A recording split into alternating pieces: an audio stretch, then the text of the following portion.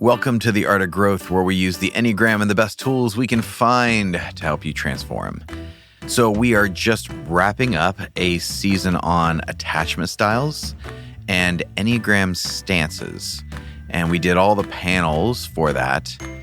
And this is a season that really followed the thread of after we know our type, after we know our instincts, then we can look at our strategies of interaction through the stances and attachment style.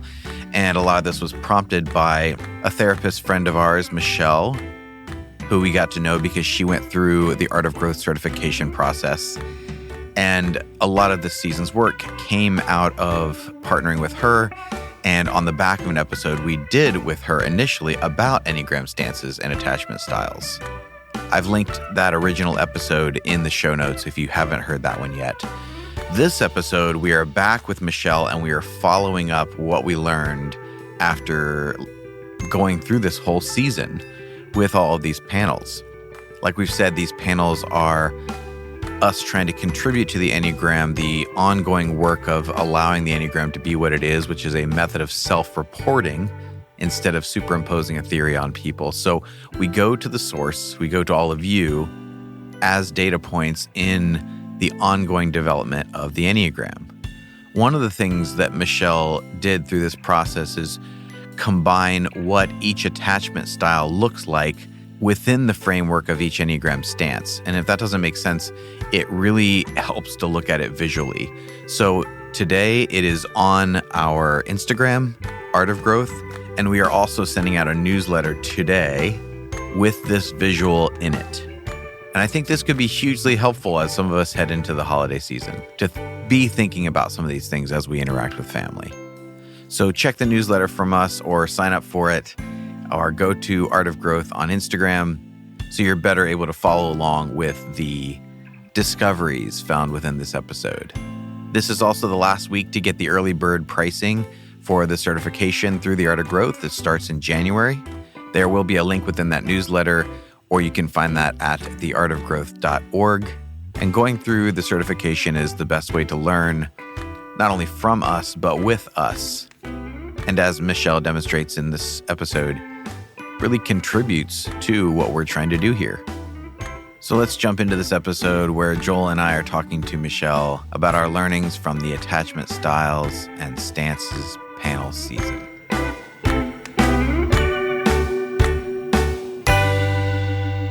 All right. Well, I am so excited to be here with Michelle and, of course, my co-host, Mr. Jim. What up? We are wrapping up this series, depending upon when you're listening to this. Hopefully, you're listening to it after you listen to all the other podcasts on attachment styles and stances. But what I'm thrilled about is being able to talk to somebody who uses this professionally, primarily the attachment styles, and really get your reflection since you've listened to all of these and what you've learned, what's still a mystery to you, because we're all enigmas at the end of the day. And so, like, what is still a mystery? But I thought we'd start by sharpening up some things because we noticed that there was still some confusion even through the podcast series around what attachment styles is and is not. And then Jim and I, we can clarify a little bit about the stances as well. Yeah. And we had to follow up with you, Michelle, because this whole thing started with you, you bringing this to us and then us having the initial podcast dialogue about attachment style and stances that really just whet our appetite for curiosity. There was a lot of draw on that. So we said we really want to dive into this more, but I feel like we're still very much learning. And we learned a lot through doing this season, but this is like this ongoing conversation. So we had to circle back to where it started, which is with you. Oh, well, I'll tell you, I'm right there with you on still learning. I think even attachment is a process where you're always learning, just like the Enneagram. It's so nuanced because it talks about what connects us, the similarities, and then we're still individuals in between. And so trying to figure out how that all fits. I was thinking, I loved the series, the panels. I was so impressed with a couple of things, just the vulnerability. I mean, people really did such a beautiful job of sharing in a way that was so meaningful. I remember thinking after I'd listened maybe to two of them that I thought this is going to get boring because how many possible new things could there be for people to say? And as you've heard, and anybody who's listened to it, that's not what happened. I mean, every single episode, there were these new insights. It was just so neat to listen to that. Yeah. I will just, on a personal note, say that after I listened to the 3 panel, had a vulnerability hangover, and I wasn't even on the podcast. I mean, they were so they were so dead on with. So it was just a really great experience. Yeah, with people doing that, it's huge. I mean, that's a big deal for people to be able to. It's so generous. I was even surprised and very, very, very impressed and moved in my own heart when some even admitted, like, I'm in the disorganized category, and we'll talk a little bit about that, but that's not one that you want to come off with. You might say I'm anxious, preoccupied, I'm dismissive, but to actually say, no, I'm in that 4th category, that's really like the few percentage of people that's and so I really deeply, deeply, deeply honor people who are willing to be that vulnerable and open. And it opens the door for the rest of us, and to notice where our own, vulnerabilities are, and to kind of step out and talk about them. So, yeah. So one of the things that is a little bit difficult about attachment is that when you're using words in relation to attachment, they don't mean what they mean in other contexts. So, for example, when your attachment is anxious, that doesn't necessarily mean that you are anxious as a person. And that's really confusing. I heard a lot of people saying that doesn't really line up for me because I'm a fairly anxious person, but my attachment style is secure. How can that possibly be? So I wanted, and that is just a misfortunate labeling. Yeah. I don't know who to blame it on, so I won't. So I think preoccupied is really a more accurate word. That's the same thing, anxious attachment, preoccupied attachment, because it refers to the fact that when you're under stress in an important relationship, you are so preoccupied with trying to make sure that you are safe, you are okay, that it's really hard to be present with the other person. That a lot of times you're not tracking what's going on. Your preoccupation is with yourself. So that's why I like the word preoccupied. And I hope that helps for people who sort of fall into that category.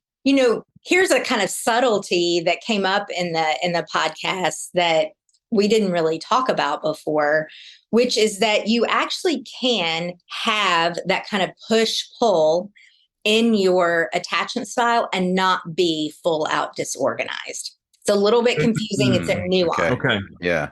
It's not uncommon. In fact, there's one author who talks about it being like waves in the ocean.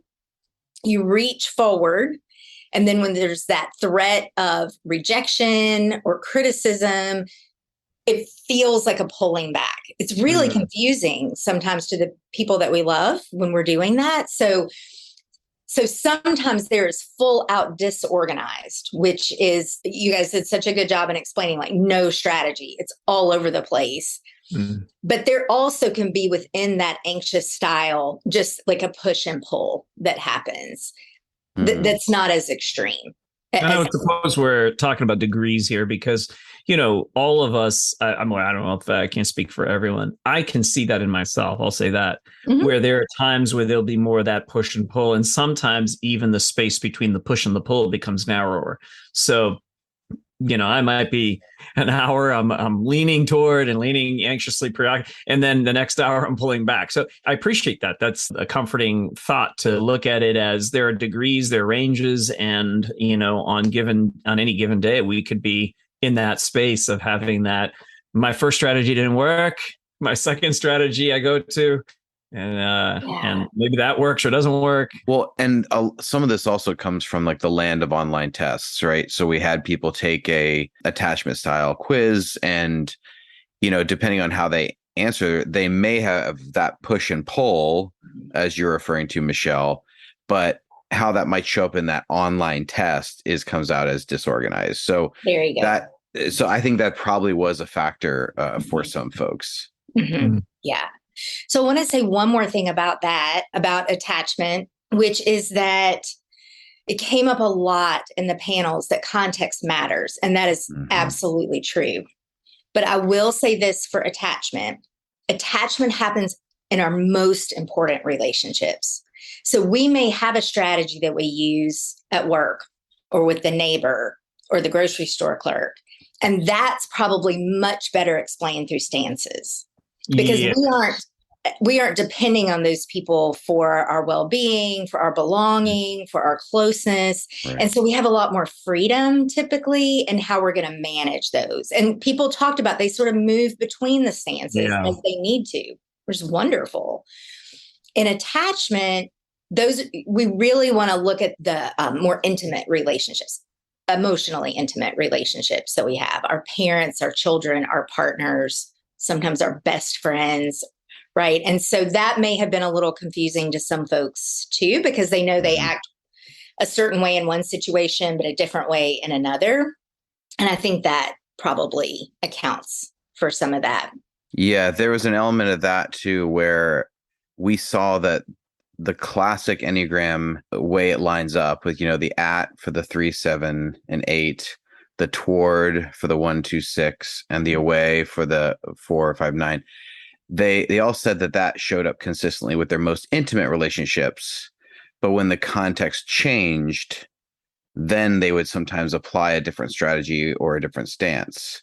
So there doesn't seem to be like that dominant stance seemed to be consistent, but we didn't see the same consistency with the attachment style that I think we may have thought we were going to see. Mm-hmm. And so like you've really nuanced this out. Yeah. So keep going on that. Yeah. Well, I think the one other thing I would say is that I heard a number of people say, it's really confusing. I don't know my attachment style because I adapt.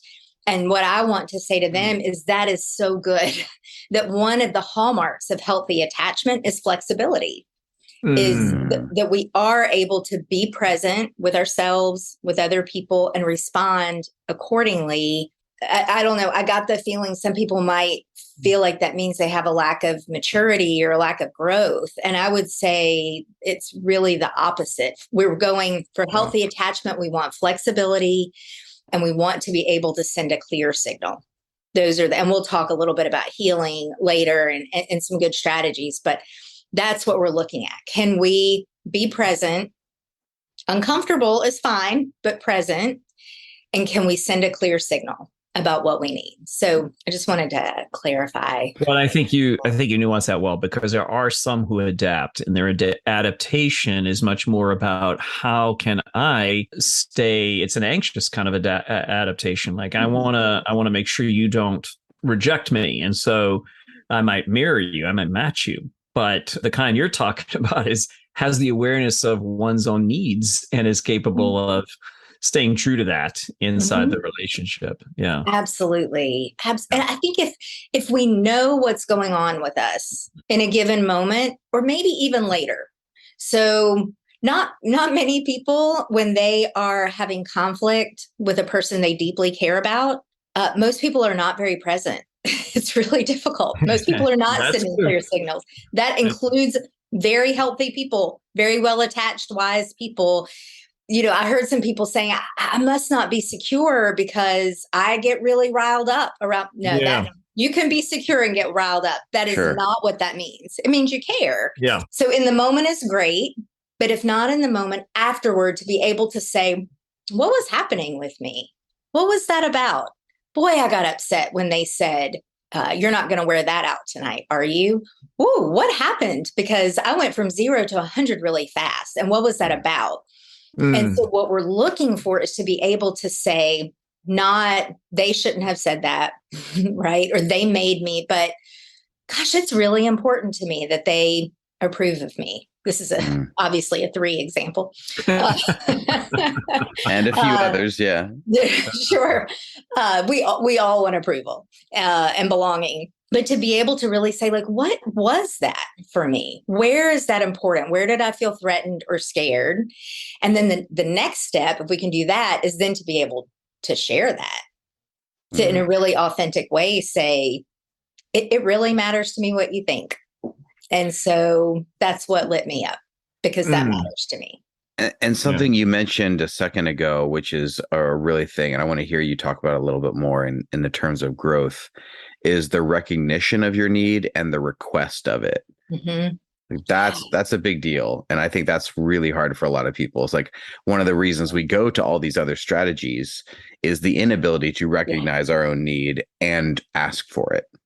Oh man, people would rather do just about anything. It is so much easier to be given a no when we've asked in a defensive or attacking way than to be given a no when we're vulnerable. So I think most of our strategies are the ways that we work around vulnerability. If people learn to be vulnerable and transparent, me and all of the other therapists are out of a job. So because that is where the rubber meets the road on healing. And I think it really ties into those stances, because those stances are also ways that we're trying to work around. Right? So if I have an at stance, it probably feels a lot safer to me to say, hey, this is what we're doing, rather than to say, so what I would really like, what's important to me, what I need you for, and are you with me? That is way harder than just saying, hey, come on, we're going to do this, or being that more toward stance and saying, well, what do you want? I can show up for that. Right? That it's a protection. So yes, so recognizing this is what I really need. And then with safe other people, having the courage to ask for that. And sometimes we're with people who aren't safe for us, or maybe it's just not necessary to be that vulnerable. It's still important to know what you're doing, right? To have that awareness of, you know what, this person probably isn't safe for me to be really vulnerable with. So I'm gonna take a little bit more of a withdrawn stance with them. Protect me, protect the relationship. And that's fine. That's completely fine. It's the knowing it. When we don't know, we can really feel at the mercy of our feelings, of other people. And it's just such a powerless place. Self-awareness and awareness of how we are being experienced by other people is something that is a constant place of learning. I'm always humbled by that process. Like, oh, once again, I wasn't aware of how I'm being experienced. And what does that say about me? And so coming back to me to be able to really do the deeper dive, because otherwise it can be a thing of, well, I'm blaming others because I'm not getting my needs met, or, I'm trying this strategy and it's not working. So clearly it's the other person's fault. To come out and be vulnerable is a terrifying proposition. And I think that is why we just can't see. It's just like this thing of, in the heat of the moment, our brains just shut down and we don't know what our needs are in the moment. It's like this need so strong within us that it's a survival response. And I think that's part of the problem. So I'd love to talk a little bit about, like, how do we move forward towards the end? How do we get to sort of self-regulation? So we can do this a little bit more quickly, rather than like weeks have gone by since that fight I had with my friend or my family member, to like, can I come back to myself, and how do I do this in a way that really works in relationship? I'd love to chat a little bit more about that, and I'm sure you're eager to do that as well. I am. I don't know if this is good news or bad news. So like I was saying, people develop these strategies to avoid having their hearts broken. I mean, that's what we're doing, right? We need belonging. We need acceptance. We need to be seen. And the threat of losing any of those is terrifying. You're right. It throws us into a panic in the moment. It is that important. And that is neurological. That's not a weakness. And it's not something that will ever be gone from humans. So the kind of good news, bad news here is that healing has to happen with other people. Yes. Amen, sister. This is the thing. This is the thing I hated. I would have never understood what you just said a year ago. Yeah. And it's really become apparent to me in the last probably 12 months that it isn't going to happen alone in a silo. It does have to happen within the context of relationships. So brilliant point, Michelle. Man, and it's so hard because I think all of us would carry an incredibly heavy load if we alone could fix whatever it is that's painful to us. So if instead of going into an office with my partner or coming to a coaching session where we hash it out together, I would much rather just say it different, do it different, be different. Yeah. And then everybody's happy and healed. And that would be really nice. It doesn't really work that way. So I heard some strategies on the panels for reducing conflict. And that is not a bad thing because we don't want to wound others and we don't want to be wounded. And so I heard some strategies for, I withdraw to gather myself or to feel stronger, or to get my point together. And then I come back and I engage. And I want to say very clearly, that is not a bad approach. That is not what I'm saying. I think it is a step. I don't think it is an end goal, because ultimately we are going to feel safest in a relationship where we can be messy or angry or hurt or not have the words to say in front of that person and be able to say that. I don't have the words right now. This is too hard. This is so important to me. I can't respond intelligently to what you're saying, but I'm going to sit here with you and you with me, and we're going to figure this out. Oh, it's so hard when you're so exposed, so vulnerable. Yeah. So it is a good step, because sometimes if we stay and there's too much conflict, so much damage is done. I mean, the repair is next to impossible, but it's only a step. Ultimately, it's that messiness. That is exactly what we need to be able to show and have accepted and understood. And again, you don't have to do this with your boss. You don't have to do this with the girl at the checkout counter. But those deeply important relationships, that is the way to reach that kind of safety and being known and being seen. And you have to do that in relationship with somebody else. You have to agree, this is what we're going to do. I love it. So good. This is the healing that takes place in community. I have watched as the sort of self-help movement, and many have speakers in that world and participants in that world have understood that the work of transformation and growth is something you do primarily alone. It's kind of like I've got to change myself, and then I can come back in to the context of relationship and be better for it. And I don't think that that's actually the way it works.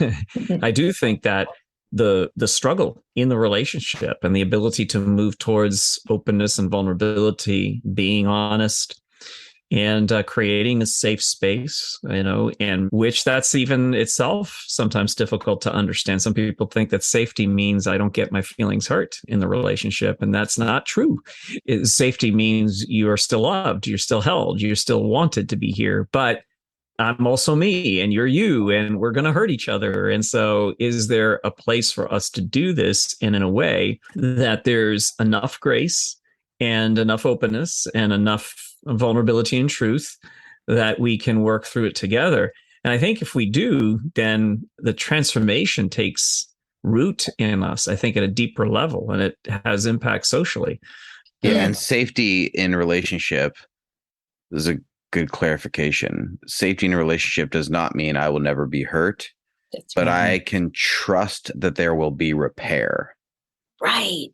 Yes, that's exactly it. In fact, if I'm in a relationship where I'm never hurt, I actually don't have safety because I don't have authenticity. There is no way we're going to have meaningful connection and I won't step on your toes at some point or disappoint you or hurt you or embarrass you. That if we have authentic, meaningful connection, that is going to happen. Yes. And if you're not telling me that, I can't trust that I really know what's true with you. Yeah. So when you said repair, that is it right there. So the messiness happens, the conflict and the hurt feelings and the things you shouldn't have said, all of that is going to happen in any relationship with any intensity whatsoever. The money is in the repair. And the repair happens hopefully sooner rather than later. Although I will tell you, there are repairs that take years to happen. Those really deep wounds, betrayals, like affairs, or I wasn't there when our child was born, or when your mother passed away. those kind of betrayals sometimes are the wounds are so deep, it can take years to heal from that. So it's never too late. The repair has to also involve that vulnerability where you have that insight to say, let me go back and without blaming you or blaming me, let me just tell you what was happening there. Because there are folks who will want to blame you. Well, see, what happened was you weren't very nice. So that's why I was mean. So if you would just be nice, I would be nice, right? Other people will blame themselves. Well, now I realize I shouldn't care what you think of me. And that's the problem. And I'm just going to stop being so vain and then we'll be fine. Well, that's also very blaming and judgmental, right? And it's a work around vulnerability of saying, maybe I wish it didn't matter to me, but the truth is that it does. Hey, this is Jim Zartman, just taking a time out in the middle of this episode to extend the invitation. If you'd like to learn with us, the best way to do that is through the Art of Growth certification. You can sign up now at theartofgrowth.org under the classes and events section. And this is our certification that runs from January through March 2023. And this Friday, November 25th, is the last day to sign up for the early bird pricing. So go to theartofgrowth.org and sign up today. Okay, back to the episode. Yeah, I love how you're putting that, because I think it's the distinction that you drew there is one, it's like I'm alone in my inner work. The other one is I'm doing this with you. And there's a part that is alone that I have to deal with, but not the entire thing. And, I don't have to walk this out myself. So if I come back into the relationship, there's a better chance that the healing will take place. And the other thing too is that you find yourself, I guess, feeling safer and more comfortable as you do this in practice with community. Like if you don't practice this in community, you're never going to get to that place of feeling and understanding what safety feels like inside the context of community. And so you're more protective and more guarded about your vulnerabilities. And so I think the process is a little bit of exposure therapy. You have to just 100%. You just have to do it, put yourself out there. Optimal challenge, do a little bit, but keep moving towards that in that direction. Well, I think for example, in the coaching groups that you do even in the certification class that I went through, you've put yourself into a situation where it's not only acceptable, it's really expected. Yep. That you'll take some chances, that you'll be vulnerable. And I think that I'll speak for myself, being in those situations, sharing with people things that I maybe haven't shared with anybody, those vulnerabilities, those fears, and having that not just accepted, but the head nods and the people who are like, oh yeah, totally, me too. I mean, it is such freedom. Oh yeah. Even then leaving the group and going back into my world, you're different. You aren't as held back in that. Oh, 100%. It's this experience of if I belong here, then maybe I can belong elsewhere. If I can belong, to myself or to this group here because I'm a little more truthful about who I am, and there's more of an acceptance and a willingness to kind of journey together. And I mean, all of this stuff. People are trying to sometimes find that community, like where does that exist? And in some sense, it's true. It doesn't exist everywhere.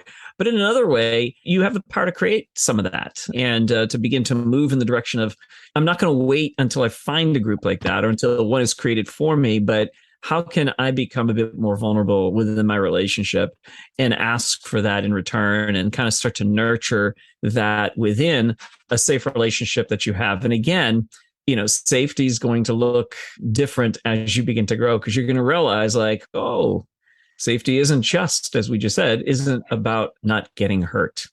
I love the way Jim put that. It's about the trust that it's going to repair, that you can have repair within a relationship. And by the way, that seems to actually strengthen it. Is that also your understanding of it as well? Is like, the breaking isn't the end of everything.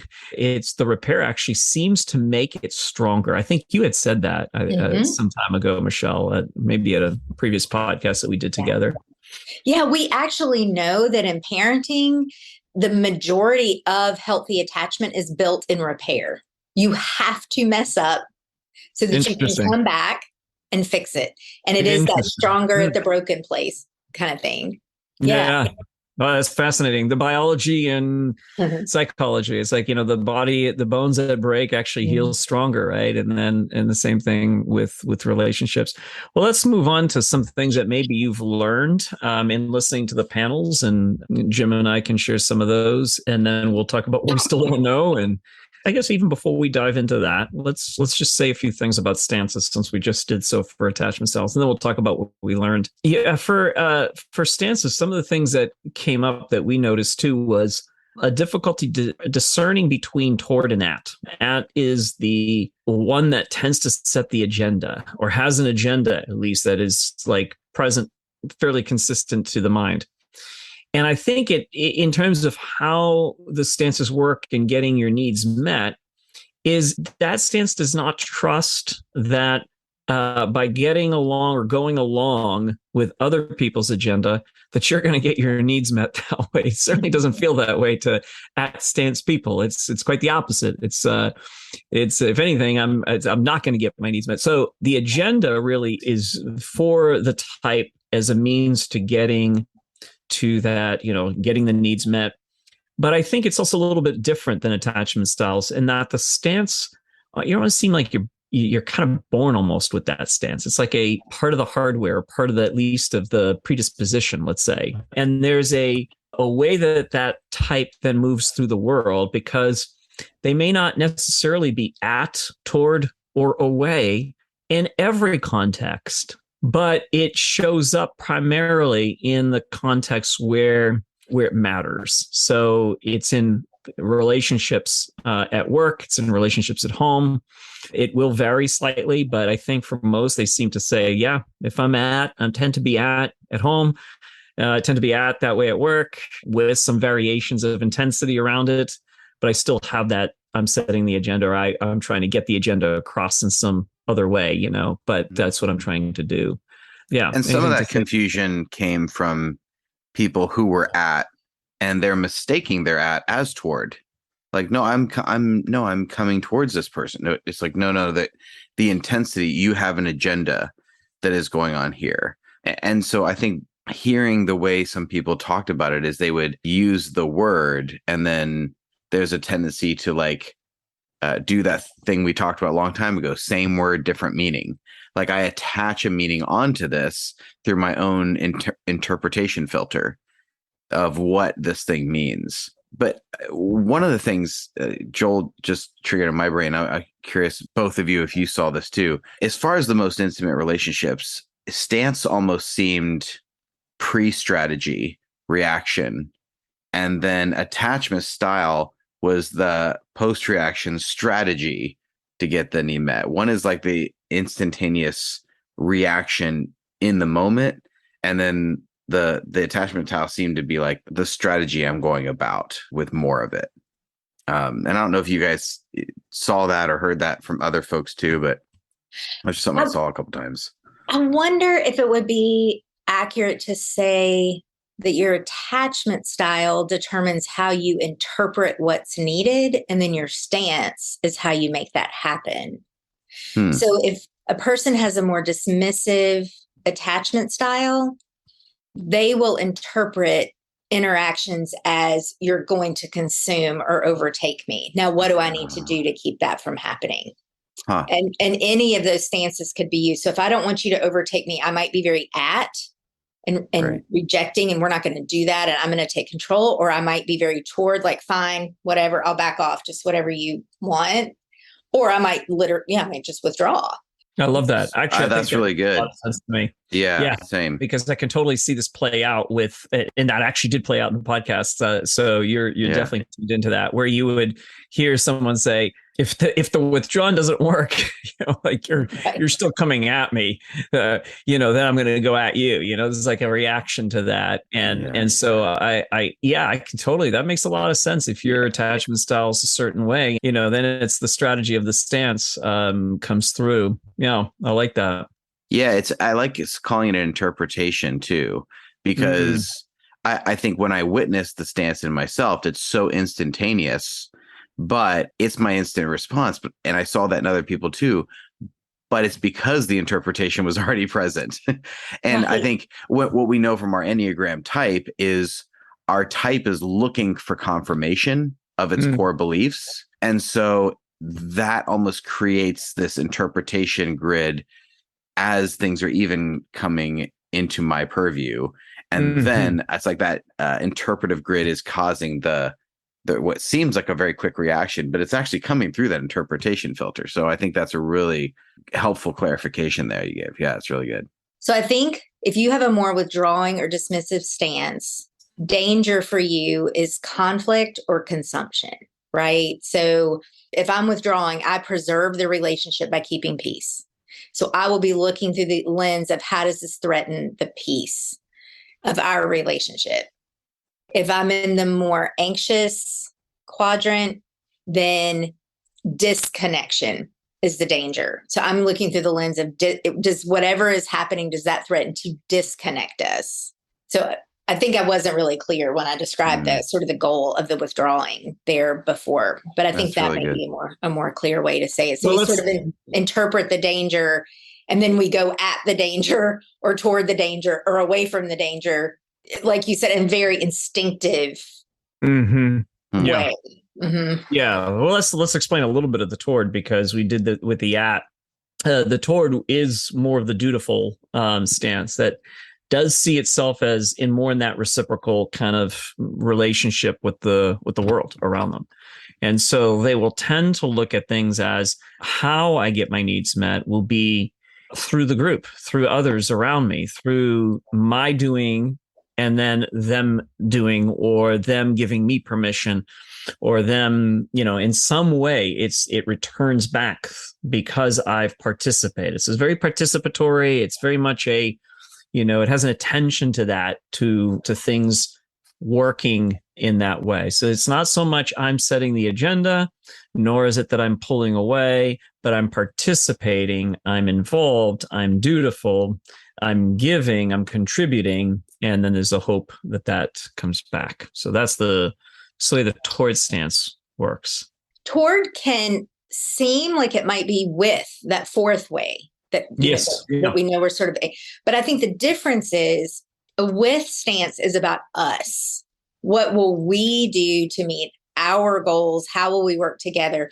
Toward stance, it can be, I'll sacrifice my goal so that your goal will be met. And then in doing that, like you were just saying, you'll sacrifice yours in order for mine to be met. Yeah. Right. Which is not we. It's you, not we. And so that's where, but it's subtle. It's a subtle. Yeah. No, it's a really good observation. It doesn't show up in all of the toward stances. So I want to be clear about that. Like the type 1 may not resonate entirely with that, but what they'll do is they'll say, look, I'm following the rules.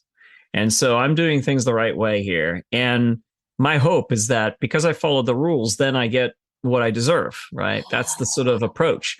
Yeah. And that's the way the toward stance works, and the dutiful stance works for them. But it's still very much about that sort of idea, the spirit behind that of, it's not so much with as much as it is I'm doing in hopes that I will earn something on the other side, or in the sake of, on the type 2, the more obvious toward stance type is that, I do for you, I meet your needs and in hopes that you meet mine. And the type 6 is, I'm supporting in hopes that I'm supported in return.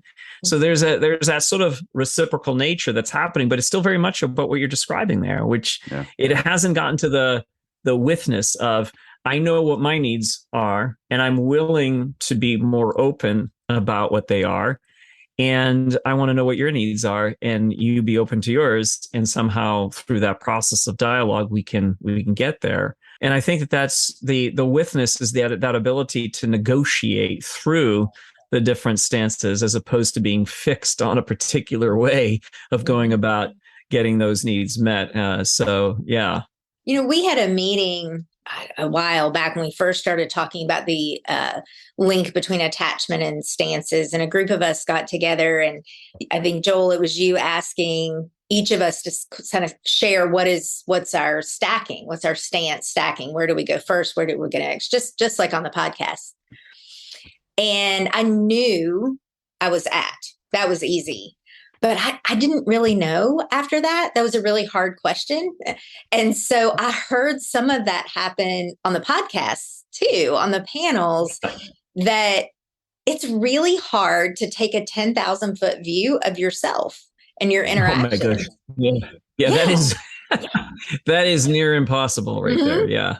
Yeah. And well, because it's so specific to, did you notice too? It's specific to context, and it's specific to, it gets to the point where you're just nuancing so much of it. Like, well, right now I'm in that space because I'm highly stressed, or, it varies. I think the second varies a little bit more sometimes. So there does seem to be a stack, but keep going. I want to hear where you were going with this. One of the really core qualities of the Enneagram is that we don't tell other people what their Enneagram number is. Only a person can know that for themselves, because it's about motivation, and only we can know how we're motivated. Yeah. I don't think the stances are like that. The stances are more about approach and action. And so I think it's really important that we check in with other people, or we think about the feedback we're getting from other people. And that's probably a good clue about how we use our stances, what's the most common, how we're coming across, looking at what is the feedback that you've gotten through your life. That's for sure.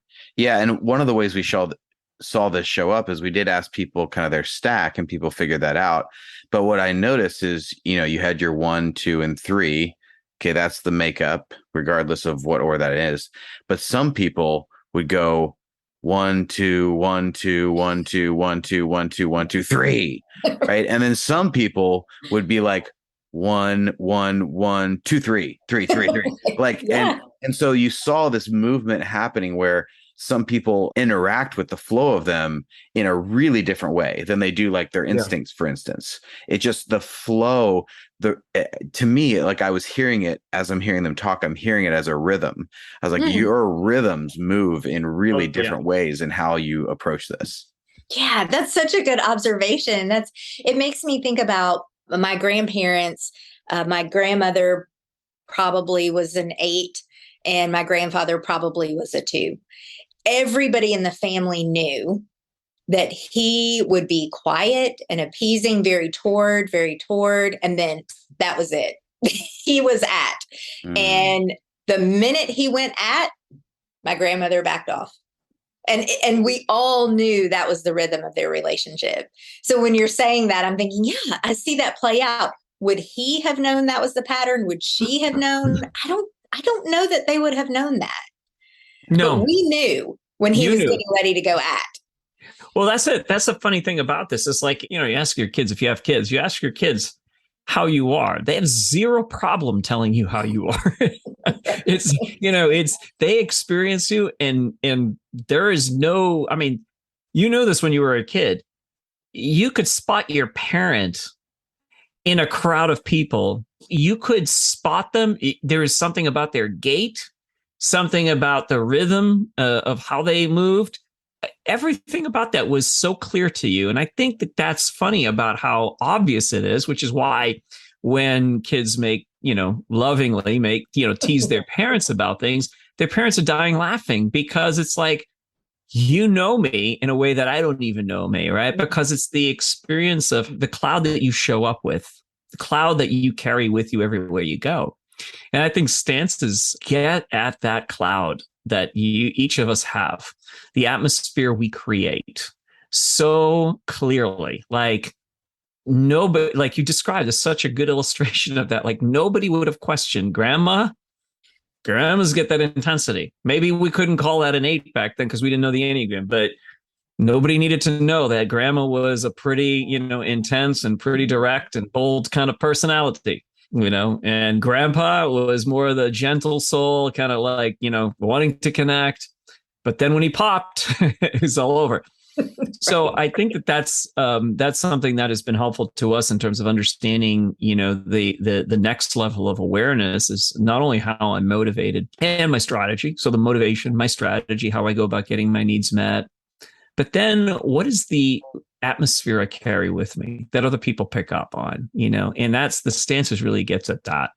let me finish with the withdrawn stance, and then we'll continue just to make sure we touch that. The withdrawn stance, it's fascinating too to listen to podcasters talk about how the withdrawn stance works for them. It's that stance that pulls away and does so as a means to come back to itself in some regards. It's kind of an energy management system that functions within the three types that are in the withdrawn stance. There's an energy management. There's an identity management piece to it. Like, who am I? I need to return to myself. I'm losing myself in the world. And so that seems to be consistent for the withdrawn stance. They find that that's what's happening for them. Again, as Jim said, in terms of the rhythm, we've said these are where you start, but it's not necessarily, this is exactly how it works. It's like 1, 2, and 3. It sometimes is like, it's the percentage of attention that your type has around a particular stance. Like, I feel the withdrawn in me, but I'm also wanting to be around people. So I might do a little bit of I'll do the withdrawn. That's definitely there, but I'm leaning towards people. And then, boy, do I feel it. And then I need a break, right? So the withdrawn seems to be underneath always, even if there's a couple layers of like, well, I'm leaning toward, because I want to be in connection with people. So I don't want to muddy up the waters too much, but to say like, just because you have an at stance doesn't mean, or a withdrawn stance doesn't mean that you are at intense at only, and then you'll go to the next one if the first one doesn't work. That is helpful to talk about it that way. But it seems to also be like, I have some atness, but within that, I'm also leaning a little bit toward people. And then, I can, but the atness is still there. And then sometimes I pull away, and then I'll pull away thirdly if the first two don't work. Anyway, so that's my kind of like, I'm still playing around with this, but it seems to me like I was picking up on a bit of that happening within the types. Somebody on the 4 panel, I thought was just so insightful, talked about her withdrawing as, I'll stay here with a pleasant look on my face and I'll be very polite and you will never again know what I think. All right, I remember that. Right. So that detached, but I'm still here. Yeah. But I'm not with you anymore. So I think that just there are a lot of different forms that can take, like you're saying, that just really stuck out to me as that is a woman who knows herself. Yeah. She said, you don't get to know what I feel. Yeah. Right. As a heart type, it's like, I'm going to withhold this thing that's most precious to me in that space. Yeah. Yeah.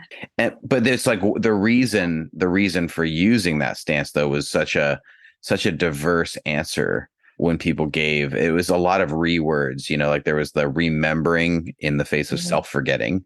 Like, I'm actually vanishing in your presence. So I feel like I need to withdraw to reclaim myself. And it's not that I'm discounting you, but I feel like I need that, or I need renewed. I need to reclaim myself. I need restored. I need to recharge. I need to refill. Like, all of these rewords, return to self, kept coming up as far as like the languaging that they were using. There seems to be both a protective nature to it. Did you notice that too? It's like yes, the protective nature to the withdrawn stance, as well as some other strategies to it. Did you? I don't know if you picked up on that as well, Michelle. Yeah, I think it's that, again, the not wanting to be consumed. I need to keep who I am, which is an incredibly healthy urge that we have within us to not just be consumed by the other, so that I can bring my whole self to this. So I kind of sketched out what happens. It can be a little confusing to think about the intersection of, let's say, a more anxious attachment style and an at stance. And so I sort of sketched out what that might look like, kind of moving toward the goal of that with. Kind of, how do you send a with? What's that going to sound like or feel like? Yeah. So share this, but I also want to let people know that when this episode comes out, we will put out a newsletter that has an image of what Michelle is talking about right here in it. So you get the visual, and we will also put it on our Instagram, just Art of Growth. And so we'll put that there, so you have the visual, because I want you to hear it. And if you can sketch it out yourself while you're listening right now, grab a piece of paper. Awesome. as Michelle explains it, but we will present a visual later. Nice. Perfect. Okay. So first of all, I want to say these things are going to happen when you're under stress, when you might be at risk of losing dignity or relationship or safety or belonging or any of those things that are so important to us. So if we look first at people with that more preoccupied or anxious attachment style, their at energy can look very accusatory with the goal of getting reassurance. So they may say, I know you don't respect me. That is a very I'm telling you what you think. The question is, do you respect me? Which is that very vulnerable kind of, that's so much harder to say. So that's how that at energy can look when the anxious person is threatened. The toward stance is being what seems like very supportive of somebody else's agenda, but there is that goal that we've talked about to get back. So my job's not important. We'll move for your job. It's fine. I'm all on board, just whatever you need. But the agenda there is, and in return, you won't leave me. You won't reject me. I won't have to give you up. We won't drift apart, right? There's strings attached to that. Mm-hmm. Now, here's where it gets a little bit more confusing. If you have anxious attachment, but a withdrawn stance, because it seems like they would be contradictory. So that feels more like, I'm going to be supportive of you by not being a barrier. I'm going to fade into the background and basically say, whatever you want is fine. I'll just get out of your way. So I've given up my goal. I'm going with your goal, which is that withdrawn stance, as long as there's some distance here. And I actually have two sort of ideas around when you have this anxious or preoccupied attachment styles, and you want to have more of that with energy to send a very clear signal. So when you say that to me, it really hurts my feelings because it scares me to think that we're not okay. When you criticize me in front of other people, it makes me feel like you're not proud of me. And I hate that because it really matters to me. That would be a very with kind of statement, because it's saying, I do have a goal. I want you to respect me and be proud of me, but I really want it to happen. I don't want to demand it. I don't want to coerce it. I want you to be on board with this. So that's a clear signal. And then a clear ask might be something like saying, hey, are we okay? Not trying to suss it out, not trying to send out, these test balloons to kind of see how we're doing, but just to say, hey, something feels off. Will you tell me that we're okay? Because this doesn't feel good to me. That is it gives freedom for the other person to have an authentic response, to show up how they need to show up. Now, I never said that these are ways to never get hurt or never hear things that you don't want to hear, right? But ultimately, safety is way more, I can't say it's way more important than comfort, but this is about safety and not comfort. And sometimes you have to choose. So, okay. So thinking about dismissive folks who feel like safety is found in low conflict, in keeping distance if they have to, who don't want to be consumed, they can have an at energy as well. And that typically comes across as being kind of minimizing of people. That's ridiculous. Nobody cries over something like that. It's all in your head. You're making this up. Why are you making this hard? It's that minimizing, dismissing, which if you think of people saying something like that to you, that is a very crushing, aggressive kind of energy that says you don't get to be that way. A dismissive person with a more toward stance, that actually looks a lot like the anxious person who's withdrawing, which is, I'm going to be supportive of you by not getting in your way, right? That's fine. If you want to buy a new house, you go buy a new house. You just tell me where to sign on the dotted line. I'm not going to be active, engaged, involved, excited, but you can have what you want.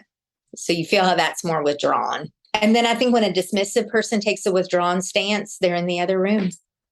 They peace out. That's, I'm out of here. So for a dismissive person to step into that with kind of energy, they can say something like, I care about you. and I care about this issue. I have to have some time to think about this, and we are 100% going to get together and work this out. So they may have to take a little time away, but before they do that, they're saying, you're important. This is important. I'm not slowing down because you don't matter or you're too much. It's because you matter so much that I'm going to need just a minute. And then the really important part is, and I will come back. And you have to come back. If you're in that dismissive stance, you got to come back. And if you come back enough, people will give you space because they trust you that you'll come back when you're ready.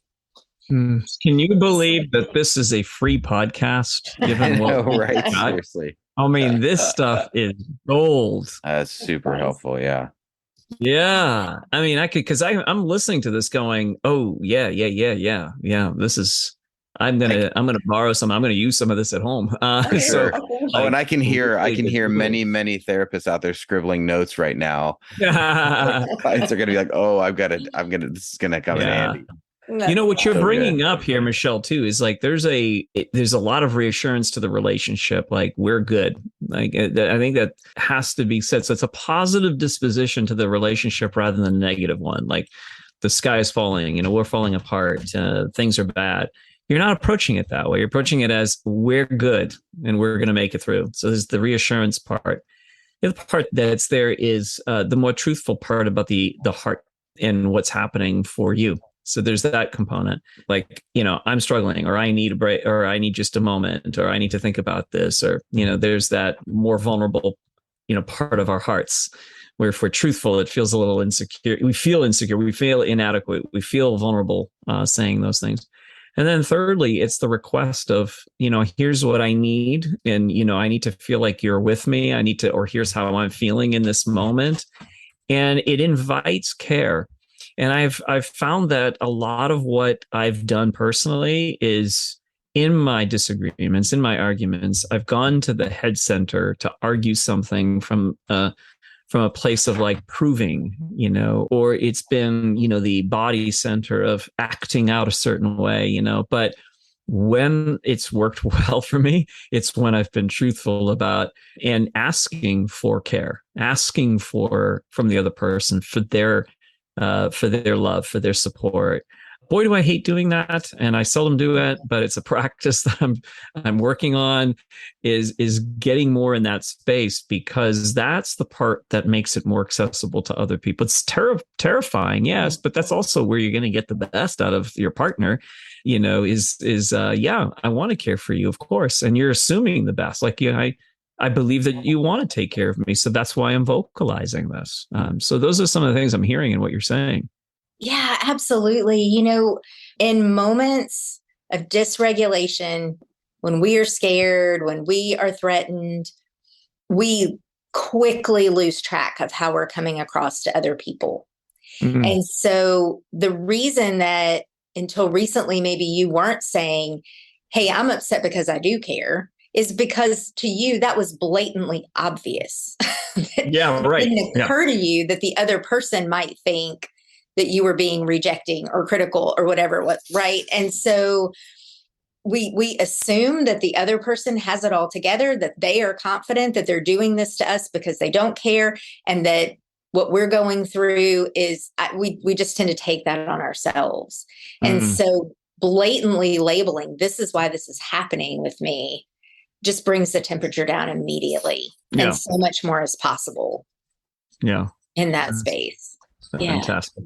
So I'd like to maybe wrap up our conversation with leaning it a little bit into that with stance just for a moment, and exploring how the tendency of the stances seems to be either this is how I'm going to get my needs met. This is how I'm protecting myself. So it has a protective nature to it. But it also has a nature of how do I connect with another person? There's both that. It seems like there's both happening there. It's like, so, my at stance, the three of us are in the at triad here. So, the at stance will show up as like, I don't want to be taken in by your agenda. So I have mine. And there's both the protective element. Like, I don't want my needs not getting met because I'm caught up in your agenda. On the other hand, there's a part of it in which there's something I'm doing to meet people and to like be in connection with them. And there's a high side to that, which is I do set agendas that a lot of people find helpful and in direction that a lot of people find helpful. So I find that the stance has a little bit of both going on for that. Like you think about the toward stance. Well, they're wonderful in terms of the dutiful piece of it. It's fantastic. You get participation, you get things, things really, you get groups of people moving and mobilizing together. And so there's an aspect there, but it's also there as a protective mechanism, and so is the withdrawn, like it pull back to really pay attention to what's happening. There's a protective element. But then a lot of the withdrawn stance people say, yeah, but it's also so that I can come back and actually be more present and be more fully here and be there for you. And some of those withdrawn stance can be people that really are there. There's like I'm going to be fully here when I'm back. So yeah, I thought about that as I wondered if you observe that as well, as like there's both the gift of that, but the challenge of that is getting to that with stance where there's an awareness of, I do need to protect myself. This is wise for me to pull back here because this is not a safe place to be, or I need to call up some atness because I need boundaries in my life, or, this is really more of a toward thing. Like I need to just participate rather than run the show or try to force my agenda. So I think that there's a lot there in this with stance that develops the ability to know and discern what is the thing that's necessary here that's the best for this situation and the best for me without getting caught up in our automatic patterns. So I just want to kind of say that and then get some reflections and, your observations as well. Yeah, no, I completely agree that I think as long as we are able to track how we're impacting those around us, there are times to be at and toward and withdrawn. So I'll just give a quick example that as we've labeled, I'm a very at person. I'm also self-pres. So I like to make the plan. I like to be in charge, all of that stuff. However, when we travel, when my husband and I go places or the whole family, he is great at that. He steps into that space. He makes the plan. He makes the itinerary. He makes the reservations. He tells me where to show up and I do. And I love that.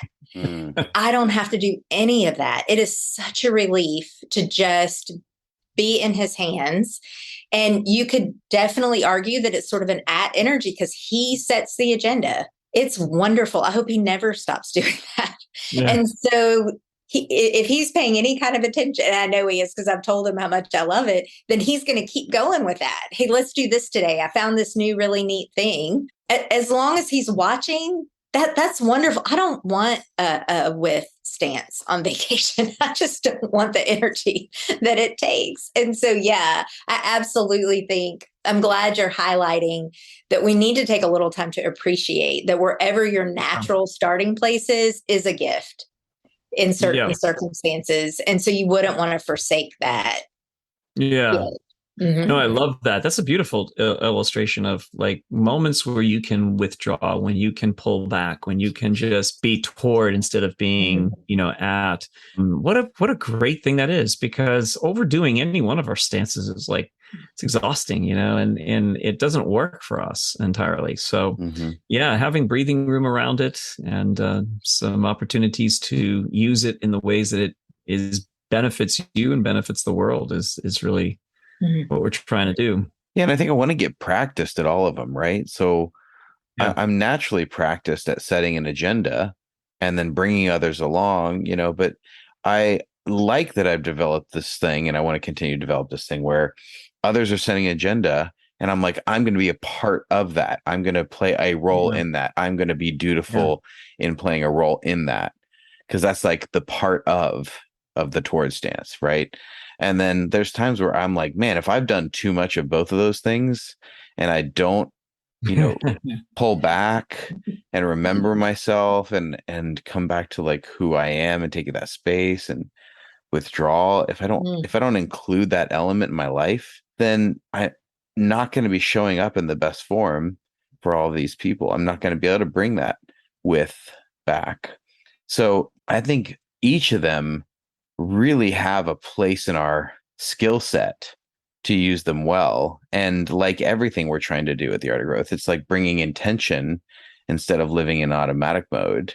And so if I'm developing the skill set of that stance and I can bring that to the table, then it's going to show up as a gift, just like you described with vacation. It's just, each of those can be a gift in that time. And sometimes creating that gift for someone else, like taking someone who, man, they just always go along with my agenda, and being like, hey, I would love it if you, like, how could I support you if you take this agenda? If you're someone who needs space, how do I actually carve out space to allow you to withdraw, to return to yourself? Because you've been really busy. A lot of people have been demanding of your time, and you've kind of dutifully gone along with it.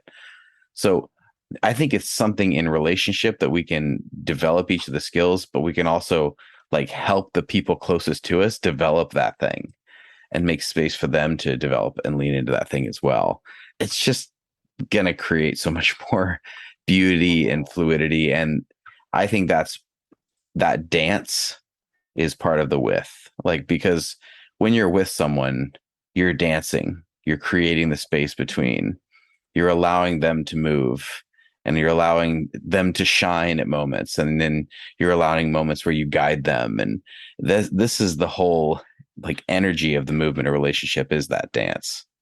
Well, I think something that's really important is when you're trying a new thing, if you are not a person who typically will lean in and do that at stance, give yourself some grace. It probably won't be lovely in the beginning. Yeah. It will be yeah. awkward, and you might overshoot a little bit. And if you love somebody who's trying to grow and do these new things, whether it's new stances or work with their attachment style, it often is very ugly in the beginning. It comes out sloppy. Yeah. I was literally just talking to a client about this today. Like, it comes out a little sloppy. That's okay. But it's sloppy in the way that a kid learning to roller skate is sloppy. Exactly. It's charming and it's moving to a good place. And we just have to have some forgiveness for that and see it as part of the process. Well, I think you're celebrate it too. Like notice it and celebrate it in the other person. Yeah. I think your sign off, Jim, is grace and growth, my friends. Is that what you say? And that's what it is. If you're gonna be growing, you gotta give yourself grace, and and other people have to also, because it's messy. I love it. So as we wrap up in our time, which has been just absolutely amazing, so good. I could talk for another hour on this. It's just so eternally deep, but I'm aware of our listeners. So we're going to wrap things up here, but any final thoughts, Michelle, do you want to share with us on this, about this season? I want to say again, the people who are taking those chances, whether it's being on your panels, doing the communities, signing up for coaching. I applaud that, because it is not easy. It's not easy to go to therapy or read books and try to do better. And so anybody who's listening to this, I think deserves some credit. And so I just want to really encourage people that it typically is 2 steps forward, 1 step back, and that's still growth. That's still moving forward. And I just want to thank the two of you, because I enjoy our talks like this so much, and being a part of it. So I just really appreciate it. And I want to bring back something that you said at the beginning, which is, if we want to experience healing in these arenas, that will require relationship, that the healing will come through relationships with other people. Growth is not an isolated project, even personal growth. Personal growth is a communal project. 100%. 100%. Yes, I agree. Well, with that, thank you so very much, Michelle. Thank you. To our audience, listen, there's more gold coming. Buddy. We've got some, we got some stuff we're working out with Michelle. So I'm super excited about it.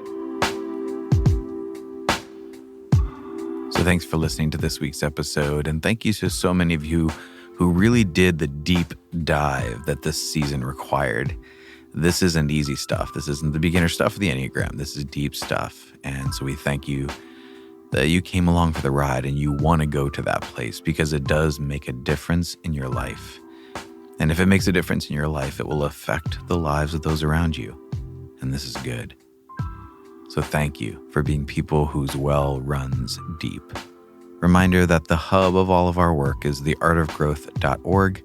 And that's where you can sign up for coaching or take a free Enneagram test or see what it would look like for us to come into your organization and do some training and consulting. And if you leave a review for the show, it really helps us out. But for now, my friends, may you walk aware. May you walk into this holiday season aware of what's coming up within you. Notice when you are triggered and notice when you have a sense of peace and home. See what is happening in you, because that voice is empowering your change and calling you forward to your true and remembered self. Grace and growth, my friends.